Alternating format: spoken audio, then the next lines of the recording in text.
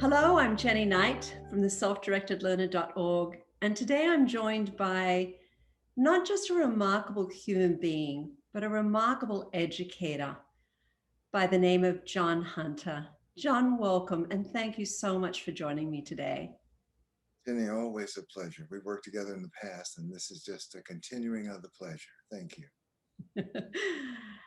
We've done extensive work in the past, and John, I first met you through your facilitation of the World Peace Game, through your TED. And I highly recommend anyone watching this that you see John's TED presentation. It's remarkable in many ways. And I think when a TED presenter receives a spontaneous standing ovation, I think it speaks loudly to touching people's hearts and minds. And John, you're also an author. So where did you find all of this time to do all of Well, these things? there's never enough time, so you have to make time, I think. But Jenny, really, a lot of extraordinary things have happened to a very ordinary teacher, in my view. And so many people have helped suggesting what the next step is, what ideas and what directions to follow. And so I simply pretty much just said yes when things seemed to be appropriate and good for others. So the writing of the book, World Peace and Other Fourth Grade Achievements, which is based on Chris Farina's documentary of the same title, World Peace Game and Other Fourth Grade Achievements, the World Peace and Other Fourth Grade Achievements, really came about because of friends and supporters and people, colleagues like you who encouraged me to go further. You know, I'm just an ordinary school teacher and in the mountains here in Virginia, now covered with snow. But I never intended for this to go beyond my classroom. It's simply what we teachers do. We invent curriculum and try it out and hope for the best that it really helps and serves children. So it all came about because of a lot of others supporting and helping me. So, John, for those who are listening to this and are not familiar with it yet, in essence, how would you describe the World Peace Game? Well, in 1978, as a new teacher, I was desperate to have a mandate or direction or guidance on what to do for my first teaching job, which was with inner city minority gifted students at an experimental high school. And my supervisor frustrated me no end by not telling me what to do. And that actually turned out to be the foundation of my entire career and the best thing that could have ever happened, to not be given guidance, but to be given what I came to call an empty space to work in. And because I had no direction, I had to go within myself and see who I really was and what I really wanted to accomplish, and also invite the students to go inside themselves and to bring out who they really were. And so in 1978, they loved board games, and I knew that I had to couple my curriculum with what students love. I knew that their passions had to be connected with what we're learning in order for the learning to be really meaningful. And that coupling, board games and social studies, which I was instructed to teach, that combination led to the creation of something called the World Peace Game, which was a giant 4x5 plywood piece of board on the floor with hundreds of game pieces and a map of Africa taped on the board. And then I charged the students with solving all the problems there. Kind of ambitious, but I kind of wanted to know the answer myself. So students, willing to play board games were so excited, and they simply did it. And they solved problems in reasonable ways that made sense. And from that, the game kept evolving. It's just one piece of curriculum that I did. I did many other things.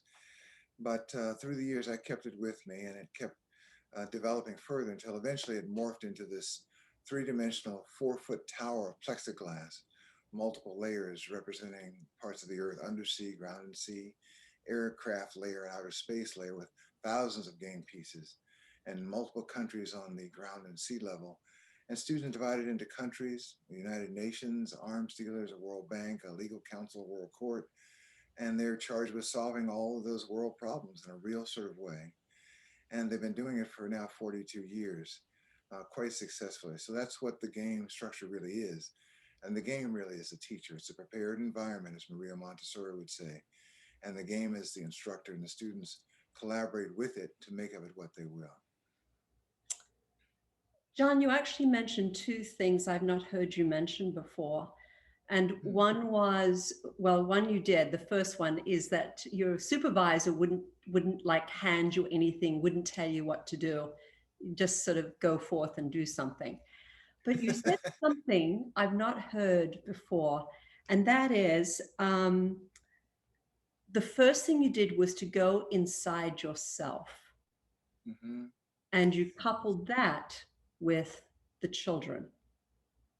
Can you Mhm. talk to us a little bit about what that was like? What did you mean? What was the experience of going inside yourself? Mm. Well, my without belaboring it, my early experiences as a dropout college student going to India and studying Eastern philosophy was part of the underpinning of that, along with my parents' sort of quiet reserve during a very contentious time in American history during segregation and desegregation. So those kind of influences actually were a path to learning how to keep one's own counsel and to go within quietly and wait to see whether rather than making impulsive gestures and actions. So that kind of training really for me, I learned what we call self-introspection, or learning to watch my own mind stream first before I would jump into external events and activities and confront others.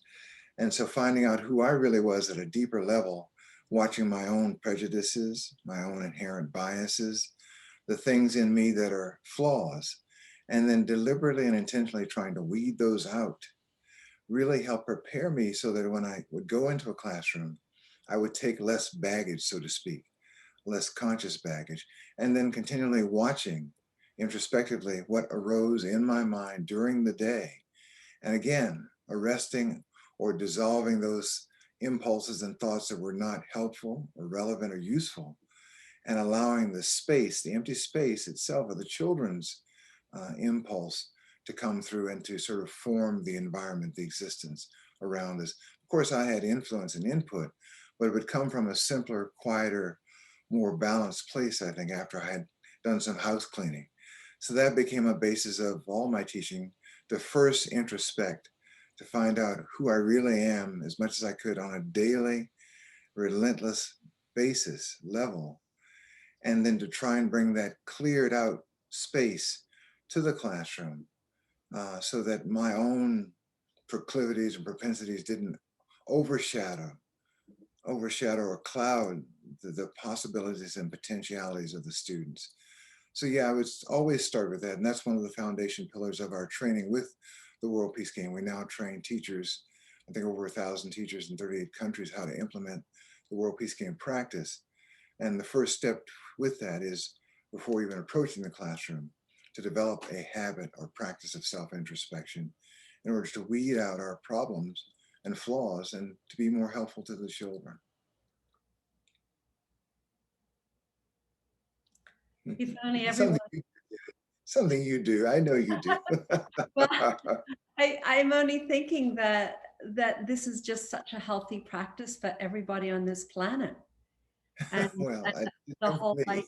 the whole idea of cleaning house, cleaning so that you were mindful of your own thoughts and prejudices that you might be bringing to the table. So, John, it is a geopolitical simulation. Would you use the term simulation to describe it? Yes, I would, Jenny. At least my understanding of that is that we're enacting or role playing or going through facsimile situations in the real world in a playful, structured environment that emulates or resonates with what actually happens in life. We're practicing for life. And it's built in, of course, that we fail massively. And the game is built that way so students will fail and learn how to deal with that. It's inevitable and unavoidable that they must struggle through that. And they're allowed to be fully human in the process, in a safe, structured environment, to experience the feelings that all humans feel when things don't go well, but to learn how to come through that. I know in our culture, at least I was never taught how to fail successfully. It was always a winner's culture. You win, or otherwise we have no use for you. So here we learn that life has both aspects, winning and losing, and sometimes a neutral state. But we learn in the World Peace Game practice a simulation how to go through those various states and emotions that will come in our lives, that we will experience success, glory, victory, tragedies, everything. But we do it in a practice setting so that when it does actually happen, we are not overwhelmed. We have some skills really in dealing with life itself. So yeah, simulation is a great tool for that, I think. I know you designed the game for fourth graders, but in Mhm. fact, what has been the age range of people who have participated in the game? Well, my mandate was in elementary school. That was what I was. And so I started where I was. But as I moved around in my career to middle school to high school, I took the game along, and with minor adaptations, it was perfectly suitable for grades 9 through 18. And then in 2019, you might recall because you were there in Melbourne with us, or in Sydney, I believe it was, we Mm. had a chance to actually have young adult college students play the game practice. And it was an astounding experience. Wasn't something I would have thought possible because the younger children have a more playful attitude and they're not bringing so much baggage to the game. So I was a little nervous about older people playing the game. And I found under certain conditions, careful selection of settings, that young adults were fabulous and really gave us another astounding insight into what a simulation practice can do, especially when they're closer to adulthood and closer to enacting the things in the simulation directly into life in a policy way for some of them that will affect us all. So that thin wall between simulation and life was very thin at that point with young adults. Right. And actually, if I remember correctly, there were some people there in their 30s. So, and John, I know that the US State Department has also employed you, hired you to play the game with young diplomats. So, Yeah. Mhm. I Sorry. mean, that's an extraordinary range. You didn't design it like that, but a great No, simulation. not at all. And under certain conditions, as you said, the State Department, we are working with new and young diplomats, very controlled, coherent situation so that the folks there are knowing what they're getting into. They've been vetted. They're kind of ready to go. And in that setting, we had great success, actually at the State Department in Washington D.C. And I was fortunate to be able to take some of my younger World Peace Game players, ages 9 through 27, who had played the game in the past, with me, who became essentially advisors to the State Department in the practice of the World Peace Game implementation. Just imagine a 13-year-old getting a certificate for being an advisor to the State Department. You can only imagine where she'll go. Really, really. John, what are some of the things that you hear from the participants that have been profound for them? That's the most heartwarming part of this, Jenny, and especially for any teacher, I think, when a student comes back and lets you know directly what the effect of what you were doing with them has been. One example I can give is Irene Newman. Irene was a 9-year-old arms dealer in the World Peace Game. This was 20 some years ago. And she did everything wrong. She failed massively. And it was beautiful. She broke away from her organization, started her own company, started doing black market arms dealing, defied the United Nations in the game, uh, had several countries depose or cause a deposition of their ministers, and she formed her own country of the ex-ministers, the ex-country. And I remember her parents giving me a call and said, Mr. Hunter, we want to talk to you about Irene. We're kind of a little concerned. She's going down kind of a dark path. She's doing all these seemingly dark things. So we had this very deep conversation and finally agreed to let Irene go through the process, have her way, and see what the game would show her. And sure enough, she turned out quite well. And 20 some years later, she contacted me with a letter first. She said, Mr. Hunter, I just want to tell you I'm at the University of North Carolina in Chapel Hill. I'm in something like international security and diplomacy issues, war and peace studies, something like that. And every time I get a case study, my hands start to tremble because I know I'm going to be able to solve it. And after a while, my professors were all, I was getting straight A's, would say, Irene, how is it possible you can handle these knotty international diplomatic conundrums so well? And she said, well, I've been doing diplomacy since I was 9 years old, of course. So Irene is now in graduate studies in international diplomacy, and she was one of the former students I invited to go with us to the State Department as a young adult. I think she was 25 when she went. So just to see her interacting with people her own age and just a wee bit older as an advisor, doing something they had no clue about yet, and helping them was just an amazing, surreal, and heartwarming moment for me. That's the kind of feedback that comes back from students sometimes with this practice. Yeah. So you'll, those are gifts, those are treasures. um, I've watched you facilitate several games now. And there's a remarkable pattern that happens between day 3 and day 4. And that is, I watch day 1 to the children, every time you ring your bell for them to go into negotiation, you are always surrounded by children. In fact, you kind of even find John Hunter, he is truly surrounded by children. And then some part of day 3, I can start to see the top of your head. You're starting to surface. There are fewer children surrounding you. Can you talk to us? And then by day 4, you're almost obsolete, and by day 5, forget it. You're sitting back. Can you talk to us about that transition? What's happened? What did you do to facilitate that? And why are the children no longer surrounding you? Jenny, you said a very profound thing to me, really struck me when you said that I was not only surrounded by children, but that I had started to disappear. And that I understood is really the cornerstone of, in my view, of the best kind of teaching that I strive for. When the teacher becomes a part of the process, but so much so that they become undelineated as far as their role as teacher, as instructor, as leader, that essentially you do disappear. You become a collaborator or a peer at best, because the students have somehow have, have come to feel empowered to the point where they feel they are in control of their own learning and academic destiny. This is not something that's conventionally taught. I remember being in school and just simply waiting to see if the teacher would pass me, hoping that, the grade would be good enough after 6 weeks. And knowing I had no power in that, I simply would accept whatever I was given. But that's not good enough for 21st century living and problems. The students know too much. They've got the sum total of all human knowledge in their pockets. They've got these little things. So what do they need us for?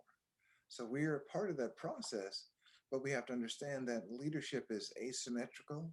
It's not coming from one central location any longer.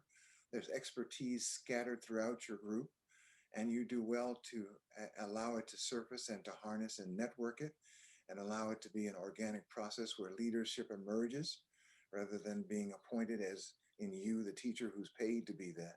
You may be sometimes, you may take a turn at it. It's all right if you do, but you're doing it in collaboration and under the consent, with the consent of these students. I mean, if they were adults, they'd have to consent to what we're doing with them. But children, we have a system where they don't have to consent. They're simply told, this is the way it is and you will obey. And that's not good enough for young adults, young people in this century. It just doesn't make sense. Blind obedience never really has. And now it's even more obvious that obeying leaders who simply just have their own agenda is not the way to go. So I love what you said about the third and fourth day, and I become obsolete by day 5. The third and fourth day is when the students hit their full power. We call it the click in the World Peace Game, when they suddenly have the realization that they are in charge, that this is their game, their practice, their simulation. Mr. Hunter has just played a trick on them. He's just simply set them up to discover this. And they're just overjoyed that they have found me out, so to speak. They have uncovered my ruse, and now they're in charge. And I am pushed back. I will simply try to interject, perhaps you should, Mr. Hunter, it's okay, we've got this. Thank you. No need. Just back up. And so you'll see me during the week of the game. Every day I'm sliding further and further back away from the board, so that by day 5, I'm almost outside the circle. And they hardly ever refer to me or come to me with questions anymore, because the only the way we've handled questions initially is to let them know that Mr. Hunter is unreliable. The teacher does not have all the answers. And I will say, if you have a question for me, I can only offer you 3 points. The first, in this game simulation, can you afford to pay for it? Do you have the resource to deal with your proposal? Number two, can you deal with the consequences of your actions? You may not even know them all. Have you thought them through to see what consequence 3, 4, and 5, and 6 will be? I don't know what they are, but you should perhaps think about that. And third, does your idea make sense? Not in my view, but in their own view. They have to make meaning and make sense of it themselves. So I continually turn them back on themselves every time they come to me for a question or an answer. So they can see that expertise is nice, but I can develop my own expertise, or I can turn to multiple sources of expertise rather than looking to one source, one leader for direction and answers.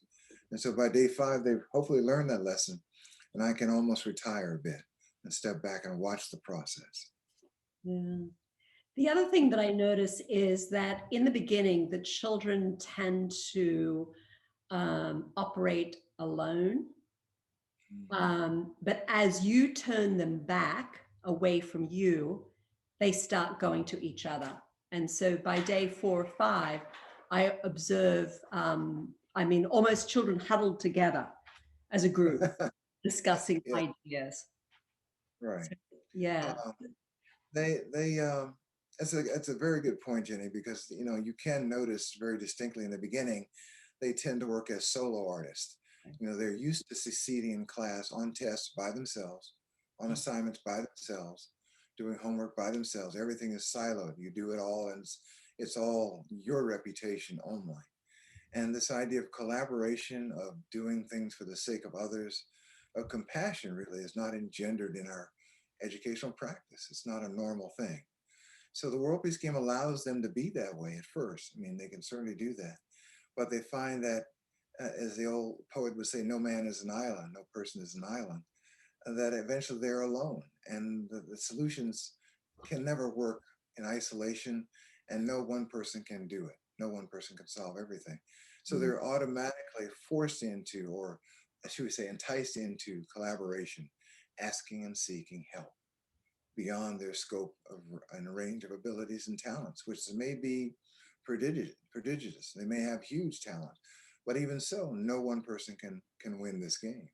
So they inadvertently fall into collaboration, to helping each other, and that process deepens and accelerates with each successive wave of successful interaction that way.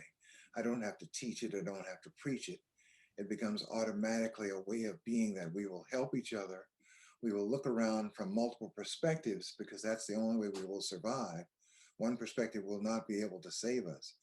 And so naturally, they've learned this multiple perspective approach, engaging others approach, and then they get to a place where they always have to do it together. And they're individuals who stand out, of course, they recognize that. We even have awards at the end students give each other for their individual prowess. So I said, sure. So she had nowhere to go during that time, the mother. So she stayed in the room and watched the game. And she was very involved, very engaged and enwrapped with what was going on with the transformation that her daughters were undergoing in front of her eyes, playing the game. Now, in that game, we had some combat scenarios. And at one point, there were so many of them, because that's allowed. The student said, Mr. Hunter, I don't feel good about this. What about the parents of the soldiers? I mean, this is all fictional, but students take it as being very real. And I said, well, of course, what I always say in the game, what the teacher and the facilitator of a World Peace Game always does is, oh, so what do you think we should do about that? The student said, well, if I were in this game, I would write a letter. I mean, I'm the prime minister. I'd write a letter to the parents telling them I'm sorry.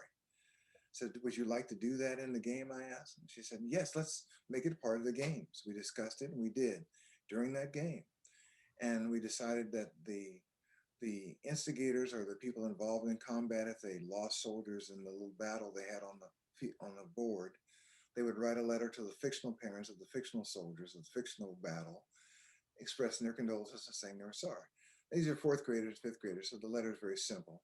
Paragraph or so: dear parents, I'm sorry to tell you, but your son or your daughter was killed in battle defending our country, helping our nation, something like that. Signed, the Prime Minister or Minister of Defense. And then the children said, let's read it during the class. So they would read it as soon as the battle was over. And that day we had that battle, we developed that practice, and they happened to read that letter. This mother, a former student of mine who was sitting in the back of the room, was listening. And one of the letters came up, and one of the students said, you know, that we have a parent, so-and-so's parent is here, her mom is here. Maybe her mom could read the letter, like real, and let's see. And so I asked her, and she volunteered to read the letter. And as she started reading, she started sobbing. Tears just started to pour down. She was having the visceral impact of this experience that parents actually do have, relatives do have, of losing a loved one. And for the children to see that, it was a solemn moment for them in the game. It's not too, it's not inappropriate. It's not so close to home. Some of them, of course, have experienced this themselves. But it was a solemn moment, and it brought home to me the impact of having this simulation aspect closer to the world, but still safely appropriate for children, to give gravity or give a deeper insight into the reality that simulations are very close to reality. It's a very thin wall between the two, and that we have to, Mhm. with respect, these things in a simulation, because they are almost mirrors, slightly refracted mirrors of the real world. And that's a great value of simulations in this way. So that's where the letter came from, and we've had some real world results with that letter that have just astounded and reduced me to tears a number of times as well. Mm. Is there another simulation that you would design if you were back in the classroom? Well, Jenny, as an educator, you know, we always push the envelope. We never stop. We're always looking for the next opening to get to the student's deepest core potential. And so I'm sure I would be coming up with something. I don't know what. These days, you know, there's been a great push and actually a pressure on us to take the World Peace game into the digital realm, to digitize it, to make a video game, do some VR or even augmented reality aspects with it. And I had an intuition early on that that was not the way to go. And it's been argued by a lot of very smart people, much smarter than I, that it would be the way to go and it was the right thing to do. And I've resisted that. And as long as I'm around, the game will never be digitized. And I remember saying to our board members, I think you're familiar with this, that we may be the only thing not digitized when the pandemic is over. People may crave real experiences or simulations, shall we say, that are more real. And so we found that digital activity undercut or undermined the actual deep intent and purpose of simulation, at least our simulation, which is to increase compassion and decrease suffering in the world. That face-to-face, deeply human interpersonal interaction that is removed to some degrees by screens, that kind of interaction, that deeply personal connection we want. And that's fostered by simulations where the students are in the room together. There's something about the biology that still cannot be superseded, I think. And so the few efforts we've made, and we've made some efforts. We've had foreign governments, we've had university research departments, Silicon Valley, all approach us with lots of funding in mind to do this. I've simply said, no, it's not what's good for children. So that's how we've approached that particular aspect. But yeah, I'm sure I would be trying to do something, probably non-digital. Who knows, I might be enticed to go that way, but the idea is what's best for children. Yeah. What a beautiful way to end this conversation, John. Yeah. And I'm sorry that there is a screen between us. I would Oh, certainly love to see you, yes, in person. I'm so grateful. I think that you offer us as much insight about you as a person, as an educator, and you offer each one of us a reflection of what we what we need to think about as we continue to grow as educators and as learners. So I thank you enormously. Jenny, thank you so much. And you know what? This is all of my success is due to, I mean, literally, the help and work of my teachers. You know, great teachers They really built the simulation through me. I was just a vehicle for it. Mm. But thank you for the opportunity, and great success with the work you're continuing to do as an educator. You're not in the classroom, but you're affecting classrooms for generations to come, Jenny. I know this. So thank you.